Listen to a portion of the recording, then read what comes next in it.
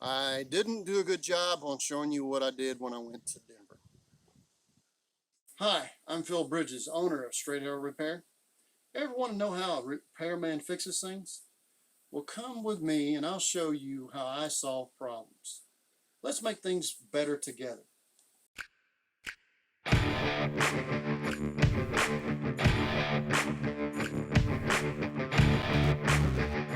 Good morning. Here we are in Limon, Colorado. Limon, not far from Denver. Don't know if I will do this again. But anyway, we're putting a roof over this older mobile home and metal roof. And we're going to take this fiberglass stuff that's not holding up after many, many years off and put metal on also. So first thing we'll do is take a section at a time off of here so we can get a piece of metal on. And here we go. Well, folks, I wanted to let you know what happened with me going to just outside of Denver to Limon, Colorado. A really nice guy convinced me that I could make that 10-hour drive, which is 10 hours of driving.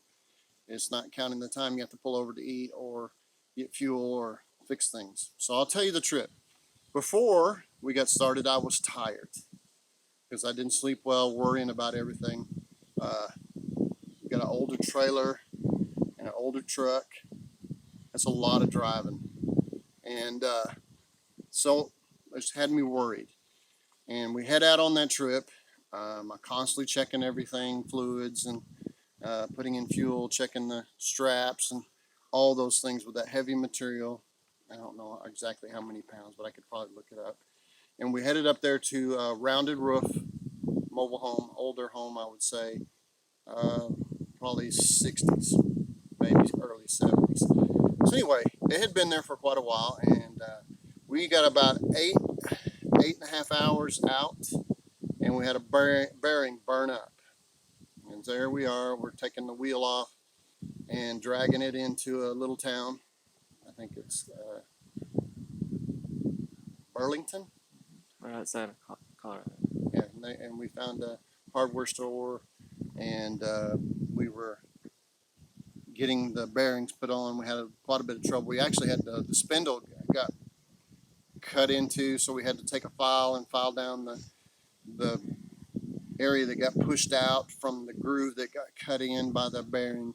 And they happened to have one axle bearing and spindle and all, not spindle, but the part where the bolts go on. They had all that, and I had a lot of worries because it didn't have a pin to go through the spindle on mine, and I didn't know if the bolt might. But anyway, here I am, 8.5 hours out, tired because I didn't get a lot of sleep, and we're still an hour and a half away.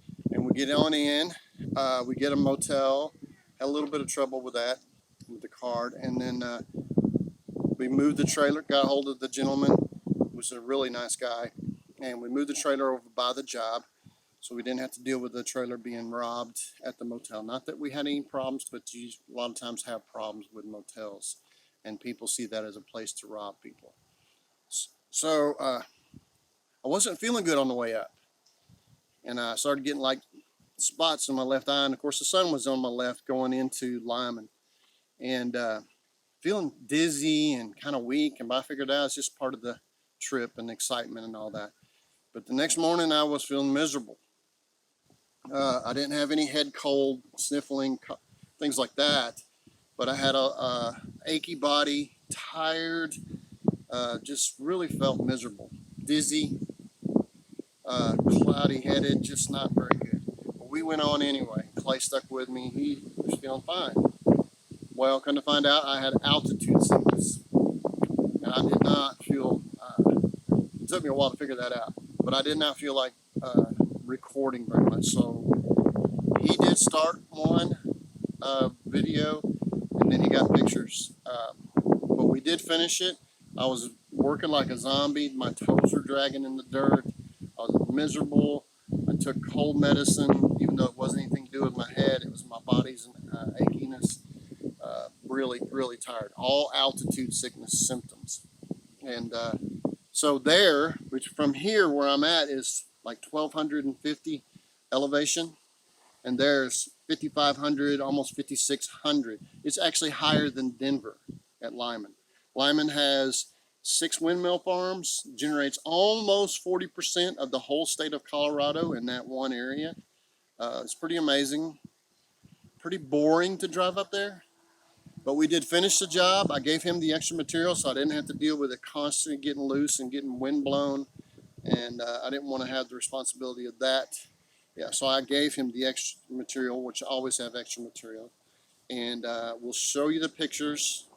On the way back, we had no mishaps. On the way up, we had problems with lights coming off and the vibration of the road, beating things up, constantly tighten down straps. But on the way back, it was pretty quiet. We had to tighten down the foam, the Prodex, if you've seen some of other videos, and we got back without any issues.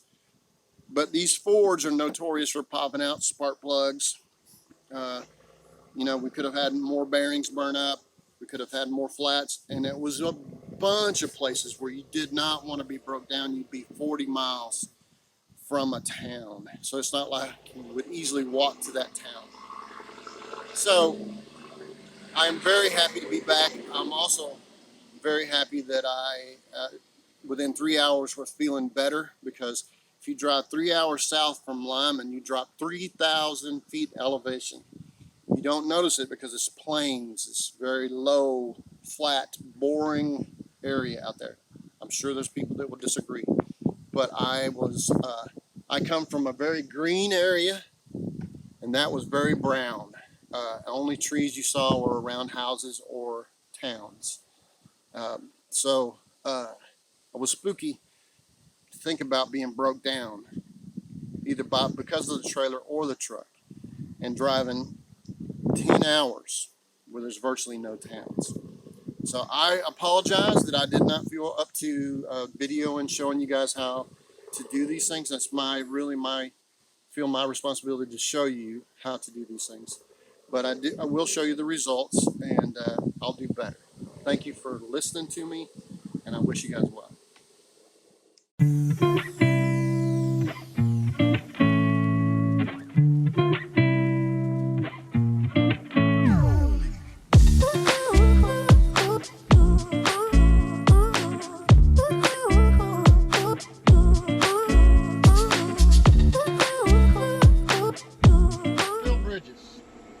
If you like what you saw, you think it might be helpful to somebody else, push that like button and let other people know what you and I now know.